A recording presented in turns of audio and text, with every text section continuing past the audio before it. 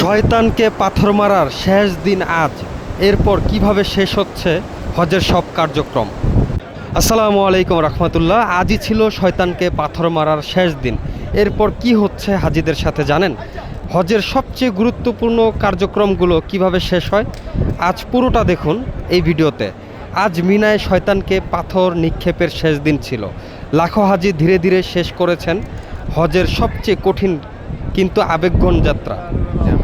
আরাফার ময়দানে কান্না, মুজদালিফার খোলা আকাশের নিচে রাত কাটানো, মিনার তীব্র গরমে অবস্থান, সবশেষে জামারাতে শয়তানকে পাথর নিক্ষেপ। প্রতিটি ধাপ যেন জীবনের বড় শিক্ষা।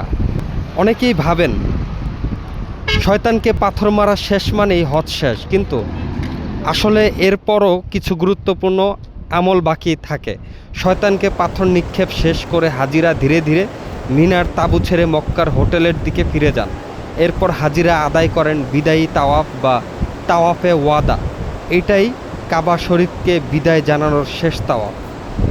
অনেক হাজি এই সময় কাঁদতে কাঁদতে দোয়া করেন, হে আল্লাহ, আবার যেন আপনার ঘরে ফিরে আসতে পারি। এরপর কেউ মদিনার পথে রওনা হন, আবার কেউ নিজ দেশের উদ্দেশ্যে প্রস্তুতি নিতে থাকেন। ধীরে ধীরে ফাঁকা হতে শুরু করে মিনা, মুজদালিফা আর জামারাতের সেই ব্যস্ত রাস্তা। কিন্তু সত্যি বলতে হজ শুধু একটি সফর না, এটা মানুষকে ভেতর থেকে বদলে দেওয়ার এক বাস্তব অনুভূতি।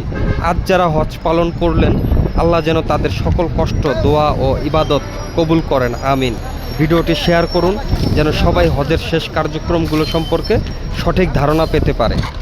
আর অবশ্যই এবারের হজ যারা পালন করেছেন তাদের মনের অনুভূতি শেয়ার করবেন, কার কেমন লেগেছে, কেউ কোনো সমস্যায় পড়েছেন কিনা সেটাও কমেন্ট করে জানাতে পারেন। অবশ্যই সবাই ভালো থাকবেন। আল্লাহ হাফেজ। আসসালামু আলাইকুম।